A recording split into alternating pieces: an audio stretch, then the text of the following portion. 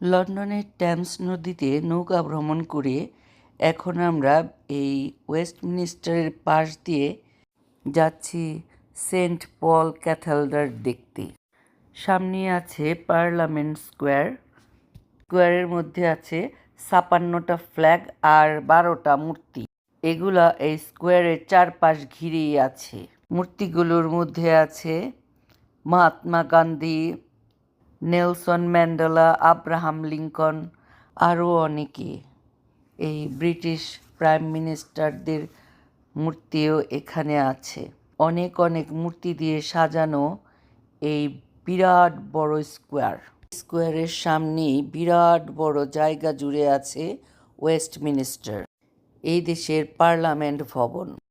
বিশ্বজুড়ে বিখ্যাত এই ওয়েস্টমিনিস্টার প্রাসাদ এবং এর ক্লক টাওয়ার, এই দুটি এই লন্ডনের প্রতীকী ল্যান্ডমার্ক। এই ওয়েস্টমিনিস্টার প্রাসাদে ১,১০০টিরও বেশি কক্ষ রয়েছে। এটি ব্রিটিশ সাংবিধানিক সরকারের প্রতীকী কেন্দ্র। এই পার্লামেন্ট ভবন, ওয়েস্টমিনিস্টার অ্যাবে আর সেন্ট মার্গারেট গির্জা, এই তিনটি মিলে ইউনেস্কো ওয়ার্ল্ড হেরিটেজের একটি অংশ।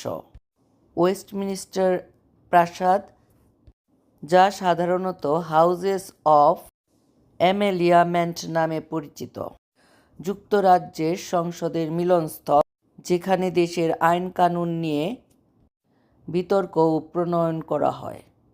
এখন আমরা ওয়েস্টমিনিস্টার ছাড়িয়ে অন্য পাশ দিয়ে আরও সামনের দিকে এগিয়ে যাচ্ছি।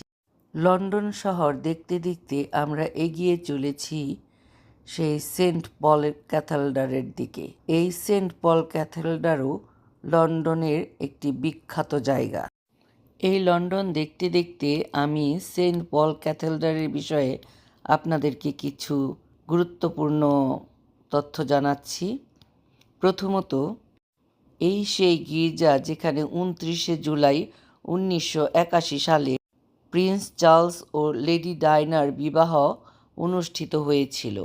সাধারণত রাজকীয় বিবাহের ঐতিহ্যবাহী স্থান ওয়েস্টমিনিস্টার অ্যাবের পরিবর্তে এই দম্পতি এই গির্জাটিকেই বেছে নিয়েছিলেন, কারণ এই গির্জাটিতে বসার প্রচুর জায়গা ছিল। ওয়েস্টমিনিস্টার অ্যাবের থেকেও বেশি জায়গা ধারণ করেছিল এই গির্জা, তাই তারা এই ক্যাথেড্রালকেই বেছে নিয়েছিলেন তাদের বিবাহের জন্য।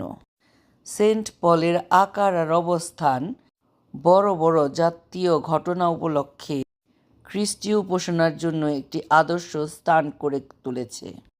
লুডগেট হিলের নাটকীয় আরোহণের মাধ্যমে শেষ হওয়া দীর্ঘ শোভাযাত্রার সুযোগ, পশ্চিম দিকের খোলা জায়গা ও সিঁড়ি, বিশাল নেভ আর গম্বুজের নিচের স্থান সবই আনুষ্ঠানিক অনুষ্ঠানের জন্য উপযুক্ত।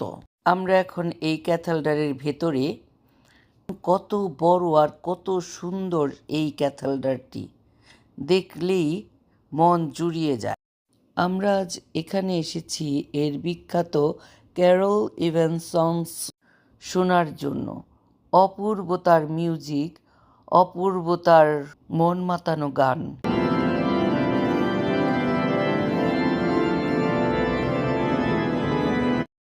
অনুষ্ঠান চলাকালে ছবি তোলা, ভিডিও করা বারণ ছিল, তাই তখন আমরা ছবি বা ভিডিও করতে পারিনি। রাজ পরিবার, সরকারি মন্ত্রী ও রাষ্ট্রীয় কর্মকর্তাদের উপস্থিতিতে অনুষ্ঠিত জাতীয় অনুষ্ঠানগুলোর মধ্যে জাতীয় ধন্যবাদ জ্ঞাপন অনুষ্ঠান, রাষ্ট্রীয় অন্ত্যেষ্টিক্রিয়া এবং রাজকীয় বিবাহ, এই সবই এই সেন্ট পল ক্যাথেড্রালে অনুষ্ঠিত হয়।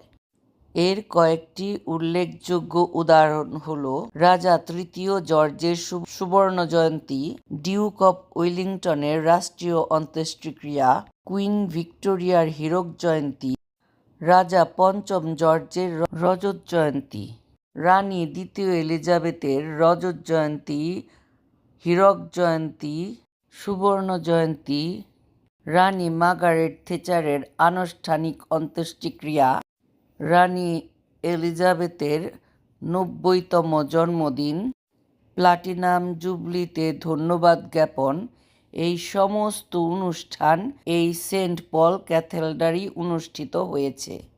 সেন্ট পল ক্যাথেড্রালটিকে তার 111 মিটার উঁচু বিশাল সাদা গম্বুজের জন্য সহজেই চেনা যায়। সাধু পলের সম্মানে উৎসর্গীকৃত এই ক্যাথেড্রালটি 604 খ্রিস্টাব্দে প্রতিষ্ঠিত হয়েছিল। তখন এটি ছিল রোমান ক্যাথলিক গির্জা। মধ্যযুগীয় প্রারম্ভিক আধুনিক লন্ডনের একটি কেন্দ্রীয় আকর্ষণ ছিল এই সেন্ট পলস। পুরাতন সেন্ট পল ক্যাথেড্রালে অনেক পবিত্র নিদর্শন ছিল, যেমন দীক্ষাগুরু যোহনের মাথা, মেরি ম্যাগডালিনের মাথার চুল, আরও অনেক কিছু।